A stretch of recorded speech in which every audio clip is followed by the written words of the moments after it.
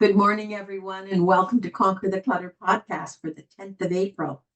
We've just exchanged that some people have wonderful weather and the rest of us are on the brink of waiting for it. 10th of April, right?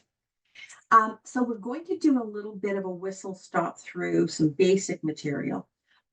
The point of this, and it's a repeat, the first little bit of this is a repeat, I know, but I want you to leave today with kind of a cheat sheet of how to figure out when you have a reaction to something or you're triggered by something, um, where to go to start looking. So, as we go through the material today, I want you to be thinking at that age range, what was happening in my life? What was happening in my family's life? And what are the family stories? All right. Because when I was putting this material together, it occurred to me, how are people going to know? I mean, no one remembers exactly when you were three or 3 to 5, right? You'd have an exceptional memory if you did. And not everybody does. So, how useful is this material? And then I realized, yeah, but you know what?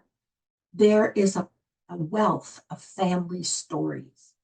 And if we go back, if you've got siblings, talk it up a bit, all right, so that you get an overview of the um, rhythm that your family developed at and what were the positives, what were the strengths, what were the challenges.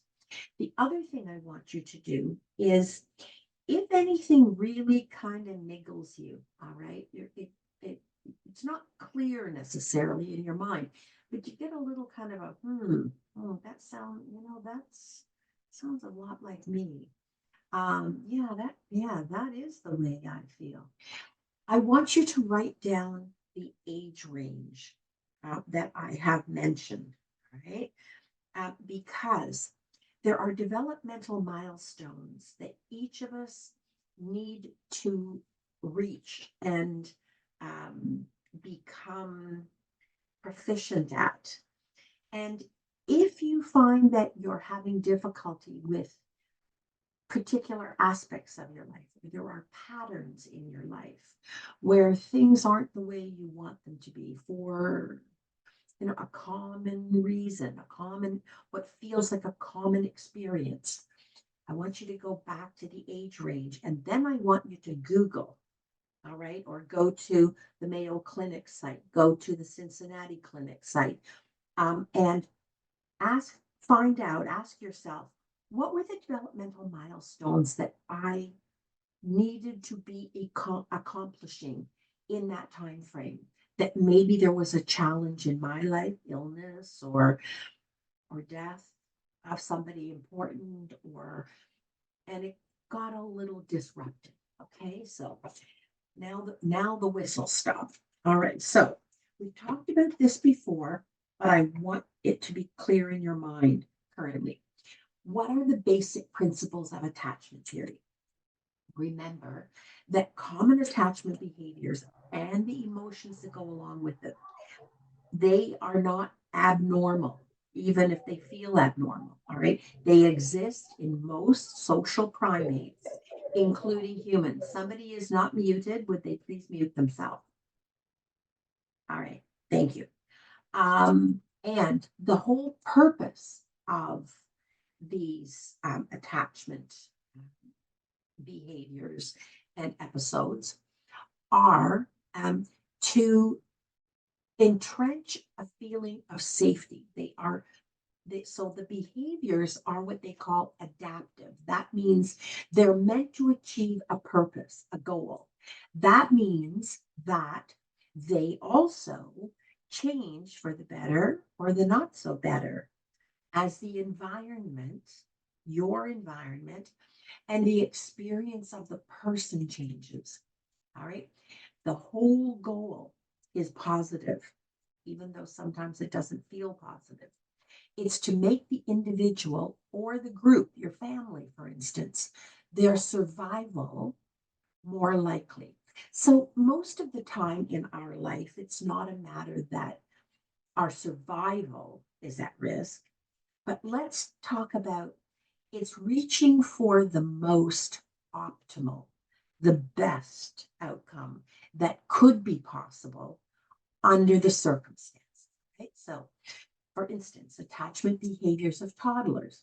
I know we talked about this, but the whole point of attachment behaviors for toddlers is staying near familiar people. Why? Because that has obvious safety advantages. And their survival is a survival advantage in the ability to sense the following.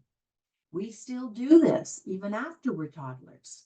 Possible dangerous or risky conditions, like something is unfamiliar, being alone.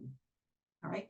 Wasn't it ironic in the eclipse of the sun episode that just happened, that experience that just happened this week, that at the zoo, I don't know whether you saw the Dallas Zoo excerpt, but when things became dark, many of the species of the animals, all right, gathered together in a group, all right, in the center of an open area. Why? Because that is an attachment behavior in that species for communal safety. We do the same thing. So, unfamiliarity, being alone, or here's another one, the rapid approach by something, anything, particularly if it's unfamiliar. All right. Or even if it turns out to be familiar, at the point that it was happening, we weren't cognizant of the fact that it didn't represent a risk. All right. Bowlby, remember Bowlby? He's the researcher. He's sort of a paramount. He and Ainsworth, if you want to look up more information on this, he's a fundamental researcher in attachment theory. He believed, and consequently many other people then believed, that closeness seeking to the attachment figure in the face of a threat is our strongest goal. And it is named, it actually has a name. It's called the set goal of our system. All right. And our set goal is always survival, safety, maximizing safety. All right. So, and it supports attachment behavior. Attachment behavior is adaptive to our survival. The attachment system in each and every one of us, all right, is very strong. And young humans form attachments easily. Why? Because they need it, because they are at risk. Even if the circumstances, this is interesting, this is not so true in adults. We adapt out of this, but young humans form attachments easily, even if the circumstances are less than ideal. Why? Because it increases the likelihood of preventing the development of insecure attachment, right? And if they don't develop secure attachment at that age, it can and is likely to result in mental health challenges, right? At some point later in your life. Why? Because there was a developmental milestone that we needed to be achieving or improving on our ability to engage that we're going to need later in life. So we're starting moving forward in our development, mental, physical, social, adaptive, with a bit of a limp. All right. And who they accept care from, young ones, all right, the infant attachment system has sufficient flexibility. We're born with an innate ability to adapt to all patterns. So no matter who is coming to take care of them, their need for dependence, they inherently recognize dependence. They accept all patterns and the other person, our caregiver's preferences, But there's a particularly sensitive period, all right? And that's between 6 months and 2 years. And that is inviolable, during which it's highly desirable that special attachments develop, all right? And there's a strong, strong bias for a child to direct attachment behavior. That is getting access to closeness, to security, to care, mainly toward one particular person. Early stable experiences, this is why I want you to go back in your history personally and your family's early stable experiences with caregivers gradually result in a system of thoughts, memories, beliefs, expectations, emotions, and behaviors. Wow. 6 months to 2 years, in that critical time, we are setting down the foundation pieces for our thoughts, our memories, our beliefs, our expectations, our emotions, and our behavior choices, our preferred behavior choices. Without the child themselves and others, this system called, and this is a research term, internal working model of social relationships. If you have difficulty with social relationships or you find them challenging, write this down and do a little research yourself. Internal working model of social relationships. All right. Now that continues, this internal working model continues to develop right through adulthood. And it becomes the foundation piece for us as adults. Starts as infants, carries on through toddlers, stays with us, developing to adulthood to help us cope with friendships, even marriage and parenthood, right? Key experiences in our life. The development of attachment, though, is a transactional process. There's a give and a take to it. These attachment behaviors are determined not only by how the caregiver has treated the child before, but also by the effects that the child has had on the caregiver, which influences the caregiver's response, right? Okay. So we talk a little bit about changes in attachment during childhood and adolescence. The changes in attachment influence our brain functioning. Our brain functioning continues to grow. It continues to increase with social experience, right? So if we didn't have social experience, if we weren't exposed to more and more and more people in a safe, supported environment, that can affect our ability to engage later on in life with social engagements and social relationships.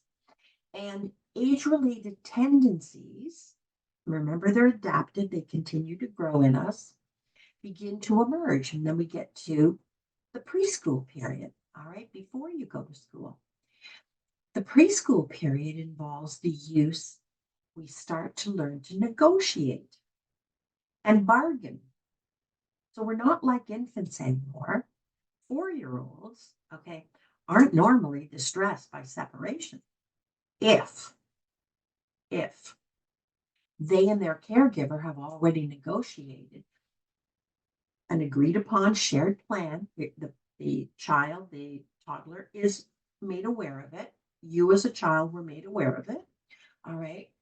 That the separation is only going to be for a confined period of time, and that there will be a rejoining. There will be a reunion between the caregiver, the primary attachment figure, and the toddler. So then we move on to school years. All right. That happens that in our developmental transition, it happens around the age of 6. Okay, even though our school system is set up for 4-year-old kindergarten in many cases, that's a little early for this next phase to set in. What were you doing at 6? What was your home life like at 6? How secure? Were there any interruptions?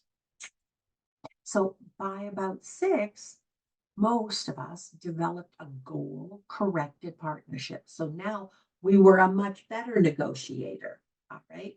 We were a much better bargainer. We had more working for us. And that partnership was with our primary caretakers, usually our parents. Doesn't have to be parents, could be grandparents, could be a nanny, could be babysitter, could be an older sibling. All right. Normally it's parents, however. And it starts around 6, starts to involve compromise. And I told you, I think last week, the story about I think she was about 5 actually, my daughter, who and the jobs. Okay, this is a perfect example of negotiation and compromise. Well, it didn't turn out to be much of a compromise because that was her pile anyway. But she did try it. All right. All right. And so the purpose again of learning to negotiate and compromise in order to reach an agreement, which if we are in agreement, all right, even a tenuous one with our primary caregivers, we're safer. You see where we're going? It's all about safety. All right. And not just physical safety. Now we're talking in terms that safety is actually our internal feeling of being secure. All right.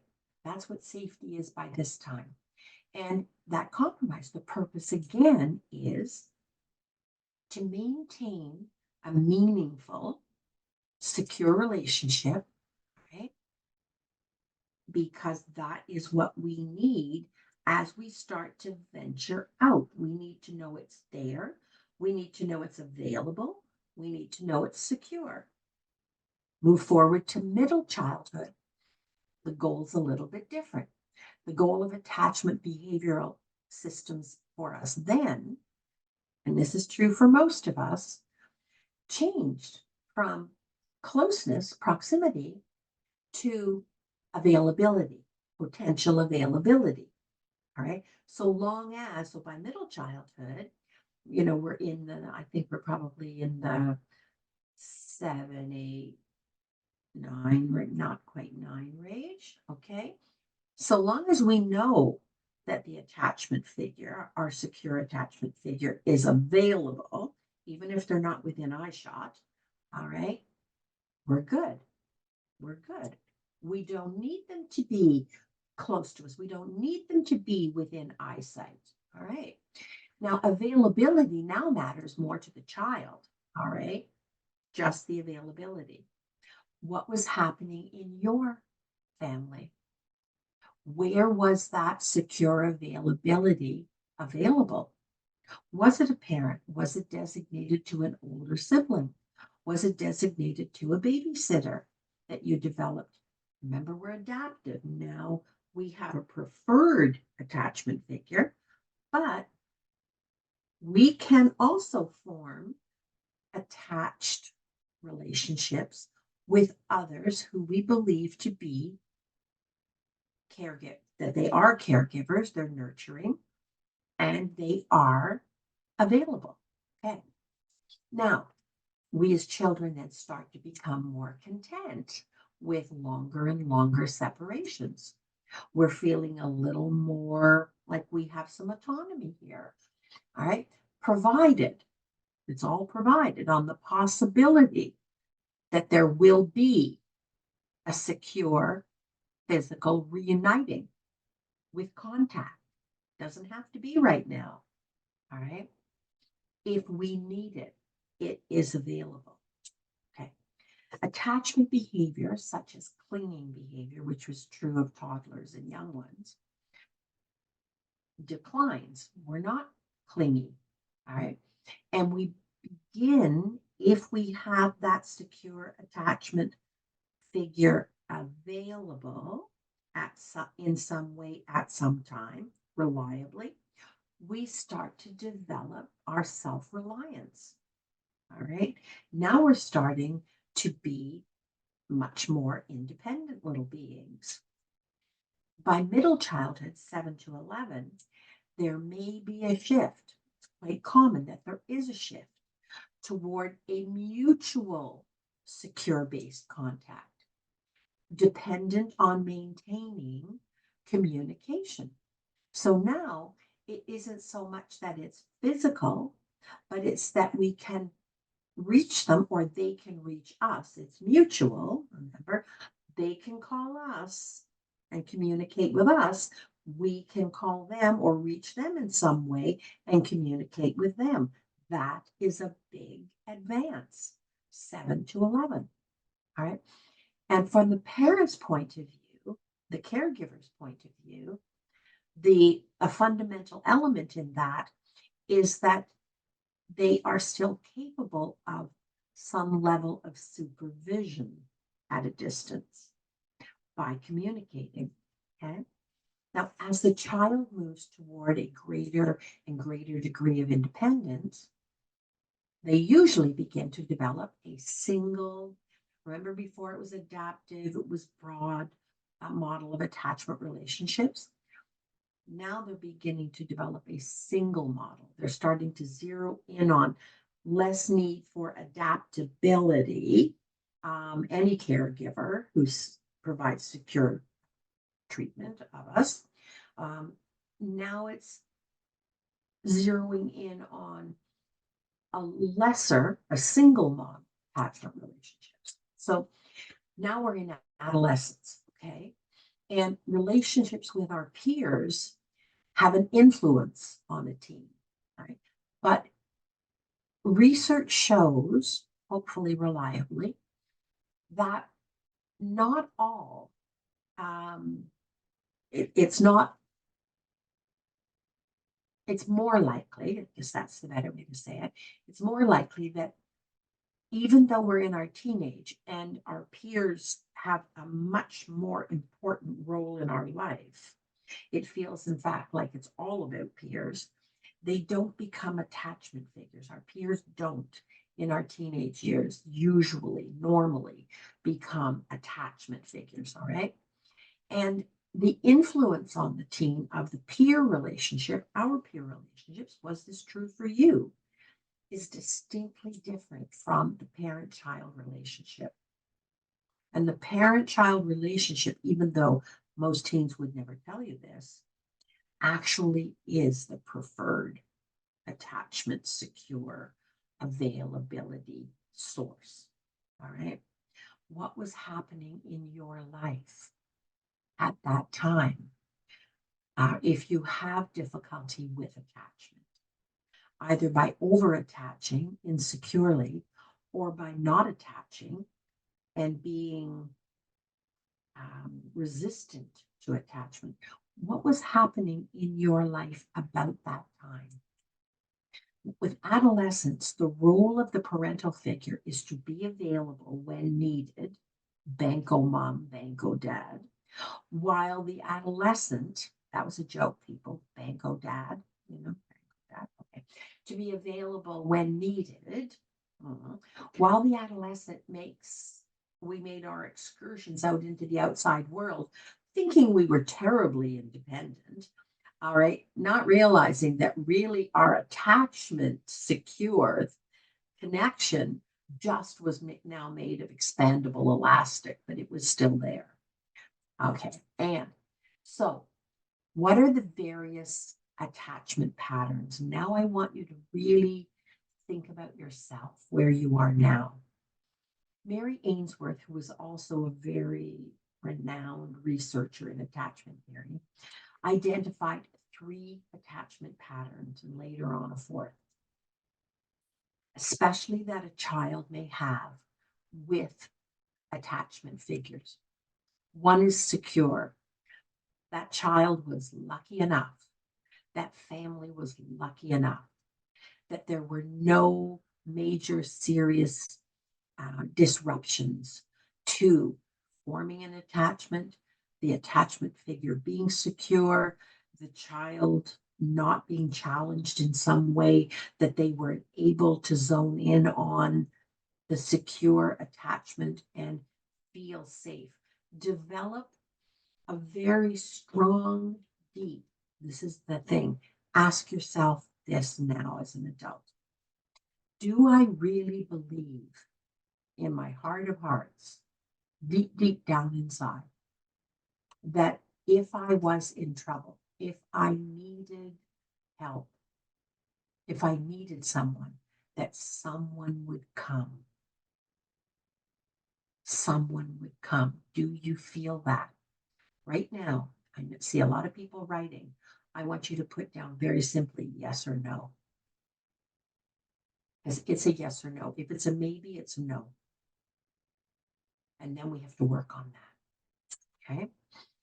Second attachment pattern, anxious. So there were disruptions. That path of attaching, feeling secure was not as secure as it could be. And now our reaction, our adaptive reaction, is to avoid. I'll do it on my own. You can't count on people. All right. And that falls in the insecure attachment pattern. There's a third, and that is anxious. Things did not go according to plan often enough that feeling of the world's an okay place, I can manage, I can do this as much as I need to, but if I really needed somebody, there would be somebody, and I know who they are. Either the one person or the few people, I know that they would be there for me. But there's anxiety, okay? But the answer we give ourselves is ambivalent. Well, it would depend. Yeah, they would, but it would depend on, and I hate to ask, and there's an ambivalence to it. Or I know they would.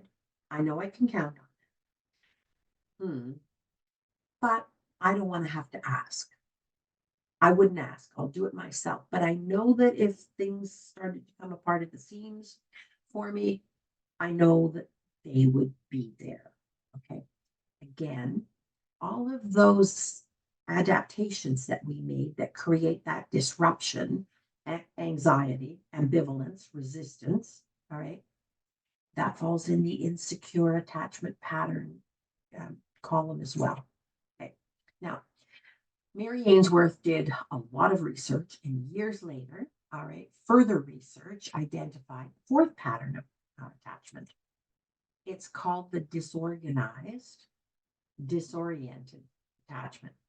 And that's where a lot of things went wrong. All right.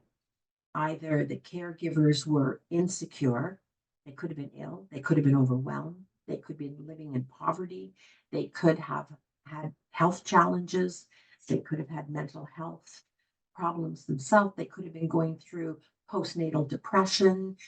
A lot of stuff happens that isn't anybody's fault.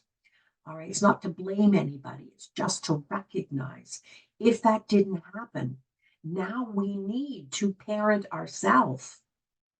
All right. That's what this is about. It's not a reason to feel badly. It's a what job didn't get done and how do I do it for myself? So disorganized means sometimes, you know what? Sometimes it happened and sometimes it didn't. Just when you thought it was, oh, I'm safe as an infant, all right, there was some kind of stimulus that left you feeling like, no, nobody's coming. And there was that anxiety, that panic attack, all right, as a child, because somebody coming is absolutely essential for an infant. They can't do it themselves. And inherently, they know that just at a cellular level, they know that, right? Disoriented might mean, well, somebody came, but I didn't know who they were. And it was a different face all the time. And it was a different approach all the time. It was a different touch all the time. But somebody came, all right? So not what an infant needs, all right? or later on as you were developing through the other phases we were talking about? Not so much. All right. Proximity was not available. All right. Um, Dependability was not reliable. You knew that there was somebody there who cared, but it wasn't reliable. Right. So this name disorganized, disoriented attachment reflects that these children lack a secure, this is the end result as an adult, okay? And probably for as the child as well.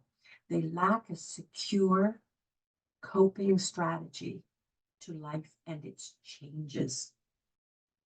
It's the adaptability to changes, even positive ones, all right? It becomes insecure. Sometimes it's okay. It's probably never great, but sometimes it's okay. Sometimes it just isn't, and you fluctuate with it. Okay. Each of the attachment patterns that we just talked about are associated with certain characteristic patterns of behavior. They play out behaviorally. Infants, for instance, form attachment if there is someone to interact with. And listen to this.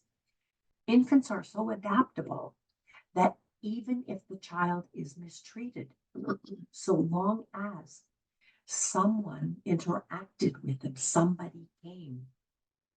All right, not ideal, but it is sufficient. Insecure attachment patterns can compromise our ability to explore very, very exceptionally low risk taking behavior. Not that you want to be an adrenaline junkie, all right? I'm not talking about going to the other extreme. I'm talking about risk aversion, like severe risk aversion. Okay? You have to be able in your mind first to explore the ability to think differently and act differently and require or accept varying responses, all right, and adapt to it. Okay, it can compromise the feeling of competence about alternative options in life. When you're headed down a path and you need to change the trajectory, that feeling of competence may not be secure. I don't know what I'm going to do, but I know I'm going to do it. And I know I'm going to figure it out as I go. And I'm going to ask for help as I need it. But you know what? I can't tell you how I'm going to do it because I've never been in this situation before and I don't know what's ahead. But you know what? I'll deal with it one step at a time as I move forward. Because that lack of feeling competent to deal with alternative options in life is caused by a damaged self-confidence. And that starts early in life, which is why I went through all of those phases. All right. And quite often, folks, it isn't the other person's fault. It isn't a fault thing. Life can deal parents, caregivers, grandparents, all kinds of crooks in the road. All right. And I do believe that unless the person is a sociopath or a psychopath, people do the best they can with what they know and what they feel capable of at the time. So we're not looking to blame anybody. This isn't about hanging fault on anybody. Even if you are the parent and you're looking at your children or your progeny, there's no guilt here. All right. This is just a matter of what is the undone piece for me and what do I now need to reparent myself about? All right. Okay. But even insecure patterns can also be adaptive. They don't feel good, but why are they adaptive? Because they're suitable responses to, and as I went to remute that person, I lost my place. They're to the caregiver's unresponsiveness. So let's just repeat that because that was a little bit of a contradiction, but it's not really.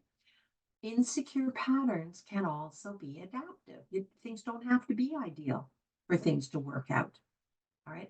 A little bit of insecure can be adaptive because they also give us a measured ability to develop an optimal response? No, but a suitable response to the caregiver's unresponsiveness. We do we don't get an ideal outcome, but we get a good enough outcome and we become adaptive. All right. That the more adaptive, this is important.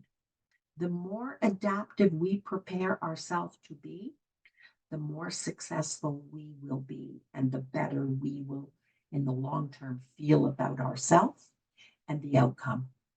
Adaptability is huge in positive mental health. Okay. So numbers, approximately 65% of the children in the general population, wherever you are, we'll talk mostly about North America, Europe, not second and third rate countries, have a secure pattern of attachment. About 65%. Perfectly secure? No. All right. No, but secure enough. Okay. And about 35% are divided between the other insecure, those other three insecure patterns of attachment that Mary Ainsworth researched and wrote about. Neglect alone is associated with insecure attachment. Now, we're not talking non-optimal response, but there was a response. All right, it kept you safe. It kept you aware that somebody reliably was there. It didn't have to be perfect. Neglect as a factor in your life, particularly if you believe it to be deliberate. All right, if you believe it to be because you didn't matter. All right. Neglect alone is associated with insecure attachment. That's a huge factor. So, what's the significance of attachment patterns? Why are we going through all of this? All right. Early insecure attachment does not necessarily predict difficulties, but it is a liability for a child, particularly if similar insecure parental behaviors continued throughout childhood. All right. So that insecure attachment made things unpredictable, but the unpredictability was an enduring factor throughout your childhood. Compare that to securely attached children. The adjustment of insecure children is not as sound, right? The adjustment of insecure children is not as sound. There's work to be done to fortify it in yourself. Putting the children with insecure attachment patterns into future relationships places those future relationships at risk. Okay? So what you didn't get, what you weren't sure enough of,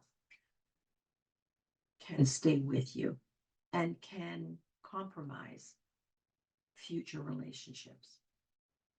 Relationships formed with peers did influence the acquisition of social skills. That's one of the main things about teens, right? Is that's when we started to develop our social skills, our intellectual skills, our development, our intellectual development. And also, here's a biggie. Teenage years, what was yours like? Started to develop the formation of your individual social identity, how you matter, how you perform, how you behave, what you expect of social relationships. What is your bottom line? All right. That that is about your social identity. Classification of children's peer status, right? And what did our our group, how did they make sense of us? Were we popular? Did we have a sense? And popularity, really, it's more about, did we feel accepted? Did we feel part of? Right? Even if our friends were silly, right? Even if our friends were crazy, crazy kids, did we feel part of that? Did we feel neglected by our peers? Were we the odd man out? Or worse yet, is the consistent overriding experience that we were rejected by our peers? Okay. Those, that peer status from probably mid childhood through our teens has been found to predict our subsequent adjustment, ability to adjust. Okay. It influences it. It does not define it, but it influences it. It makes the grade a little steeper. Insecure children, particularly avoidant children, are especially vulnerable to family risk because their social and behavioral problems increase, or their social and behavioral behaviors decline. And they increase or decline with the deterioration or the improvement. Did things get worse? Did it just continue to get worse? Did it have a turnaround? Was there a pivotal point at which things started to improve?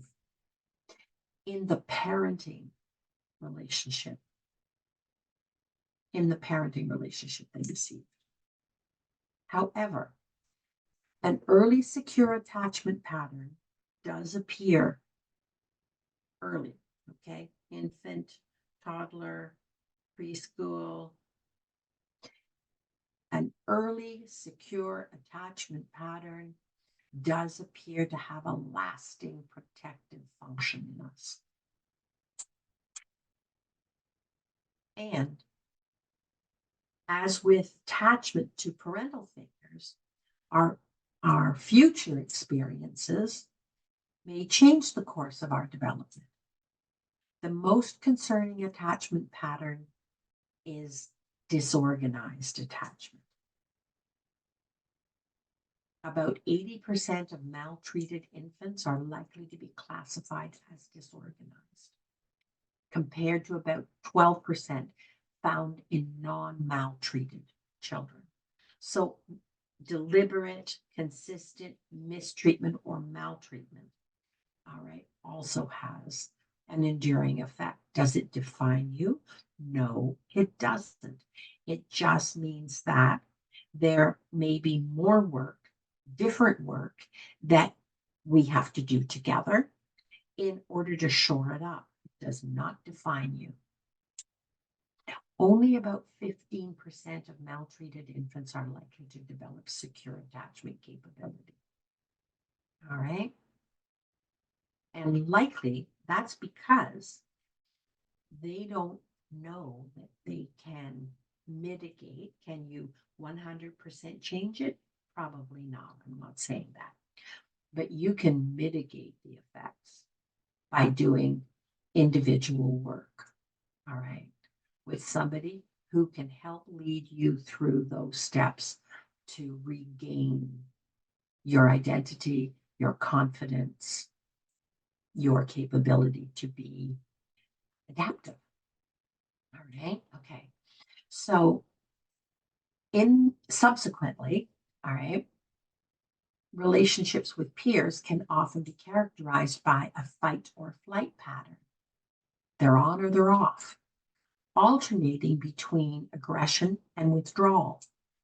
All right. Maltreated children who've been affected by the treatment that they receive are also more likely to become maltreating parents.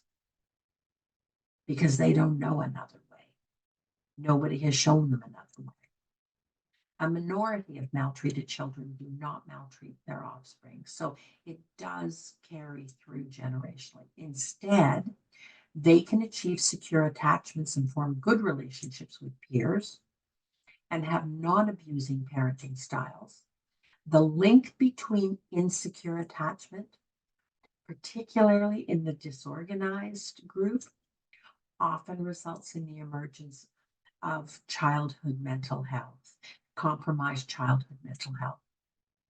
In the classroom, it appears that ambivalent children, all right, sometimes okay, sometimes not okay, not sure really what's coming, are at an elevated risk for internalizing disorders.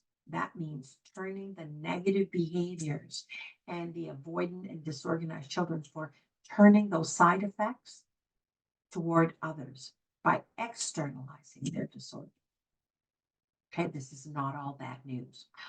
One explanation for the effects of early attachment classification might be that the internal models that people adopt rather, sorry, aren't just pictures, but they also seep down into the feelings, what feelings are aroused. So watch your feelings. All right. I've given you some tools. I've given you the bubbles. Remember the bubbles. All right. Keep that at hand. And the 4-question cheat sheet. They enable a person to anticipate and interpret another person's behavior and to plan a response. Planned response is better than a knee-jerk response. All right. If an infant experiences their caregiver as a source of security and support, they're far more likely to develop a positive self-image. And that's a continuum. Nobody had a perfect childhood. All right. All right. Just because you can remember glitches in childhood doesn't mean that it was necessarily, permeated negative. All right. And not only are they more likely to develop a positive self-image, they're also more likely to expect the reactions of others to be positive. All right. The other way around, a child from an abusive relationship with a caregiver tends to internalize a negative self-image. Children always blame themselves and generalize negative expectations into other relationships. Are you more likely to be negative, to not have hope, to not have a reasonable degree of trust? Children are likely to fall into the same categories as their primary caregivers. They mimic the same behaviors, they mimic the same attitudes, indicating that the caregiver's internal working model has a way of affecting the way they relate to their child, and therefore what the child brings to that relationship and future relationships. This effect has been observed, all right, to continue across 3 generations. So when this happens, it doesn't change easily. It requires work. There's also some evidence that our gender differences in attachment patterns have significance, and they begin to emerge in about middle childhood. So as you're, in that 7 to 11 age group, insecure attachment and early psychosocial stress, insecurity, indicate the presence of environmental risk. If the environment feels risky, that has an effect, particularly if there's no one reliably available to interpret that for the child and to model how to handle maneuvering through that. Example of that would be poverty, somebody's mental health being compromised, instability of some kind. Okay, minority status, violence. Well, minority status really is about the treatment that minority groups get, right? Talk about insecure. Environmental risk can cause insecure attachment. Environmental risk alone. Reasonably good parenting and environmental risk can cause insecure attachment, while also favoring the development of strategies that tend to end up with earlier reproduction, and that is reproducing at a younger age. Insecure females tend to adopt anxious, ambivalent strategies. So let's talk about attachment in adults now. Attachment theory was extended to adult romantic relationships. Who knew? All right. How are your adult romantic attachment relationships? How were they? 4 styles of attachment have been identified in adults. One is secure. The other is anxious, preoccupied. So anxious speaks for itself. Preoccupied means busy, not present really, but not present, busy. All right. Dismissive, avoidant, insecure, and fearful, avoidant. Okay? These roughly correspond to the infant classifications: secure, insecure, ambivalent, insecure, avoidant, and disorganized, disoriented. Securely attached adults tend to have positive views of themselves. Right now, I want you to write down on that paper with that pen you have, if you were just to rate yourself, your feeling of positive self-image, all right, not how you look, but how you feel about yourself, from 1 to 10, where would you rate yourself?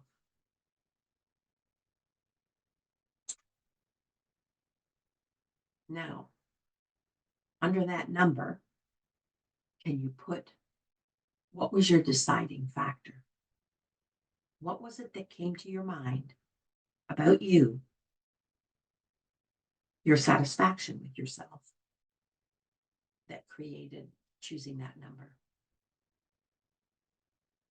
Securely attached adults tend to have positive views of themselves, positive views of their partners and their relationships. They feel more comfortable with intimacy, and they feel more comfortable with independence. And with balancing the two, okay? Anxious, preoccupied adults tend to seek high levels of intimacy. I think we covered that in codependence. All right. Approval, they seek high levels of approval and high levels of responsiveness from their partners rather. Have a tendency to become overly dependent. Go back to the codependent podcasts and listen to it if that's resonating with you. They tend to be less trusting, have less positive views about themselves and their partners, and they may exhibit high levels of emotional expressiveness. All right, so the emotional response is heightened, either high or low. They tend to worry, and higher risk, not 100%, but higher risk of impulsiveness in their relationships. Dismissive, avoidant adults, these may not be you, these may be other people in your life, remember, who you interact with. Dismissive, avoidant adults desire a high level of independence. Okay? They don't attach well, often appearing to avoid attachment altogether. They view themselves as, the positive word would be self-sufficient. All right. Invulnerable to attachment feelings and not needing close relationships. So there's not a lot of trust. There's not a lot of interdependence. They tend to suppress their feelings, dealing with rejection by distancing themselves from partners, okay, who they often assign a poor opinion to. Fearful avoidant adults have mixed feelings about close relationships, both desiring and feeling uncomfortable with emotional closeness because it hasn't panned out well in the past. All right. They tend to mistrust their partners and view themselves as unworthy. Like dismissive avoidant adults, fearful avoidant adults tend to seek less intimacy, suppressing their feelings. Remember, though, this is how I want to finish up because everybody's a little depressed right now with all this negativity. All right. But here's how I want to finish up because this is as true as anything else that I reviewed for you. And I wanted to give you the whole picture, not just gloss over attachment. Okay. It's complicated. Remember, though, that our past, for each and every one of us, no matter what challenges we've had, and everybody, including myself, has had some doozies. Okay. It's true about life. All right. Our past is not our destiny. If you have seen yourself in any of this information that I've reviewed with you today, know that with self-awareness, self-acceptance, you don't deny the truth, you don't deny the past, you accept it. We can find our way to anywhere we want to be. Through diligent work. Is it easy? It requires diligent work and it requires perseverance. And we will be together every week on Wednesday morning to start laying the paving stones together. Okay? How many? Oh, I've got 42 chats. I can hardly wait to read them. One of the things as I close that I want to propose, all right, I had some ideas about where we might go together in the upcoming. And I kind of like series because doing a series on something because I can give you full information. When I give you a snapshot, it may be very scintillating and, oh, lots of information, very helpful maybe, but it's hard to kind of chew on it. It's hard to really get it under your belt. All right. And I thought that maybe what we would do is a series on cognitive behavioral therapy strategies. That won't be therapy because you can't do therapy on a podcast. That's just not realistic. But you can do self work. All right. And connect it with mindfulness. And so you got a series of books, all right?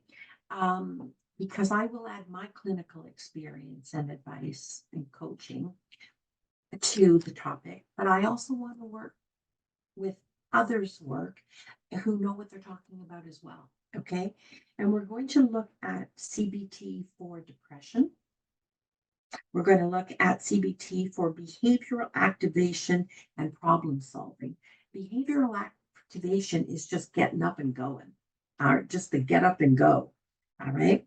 It sounds really, really intense, though, doesn't it? Behavioral activation. CBT for insomnia. Who here doesn't sleep well? That is a foundation building block for what you can achieve the next day. It's an absolute foundation piece. CBT for anxiety. CBT to beat OCD and intrusive thoughts. CBT to beat procrastination. And with that procrastination, I'm going to include some of the material from the procrastination workshop, which I just finished with a group of about 15 people. All right. So we've got our path charted here, people. And if you have any ideas, please send me an email, put it in the chat, and let's get started. Okay? Okay, everyone. I wish you an absolutely wonderful week. And like Jean-Luc Picard, make it so. Or as so as you can make it. Take care, everybody.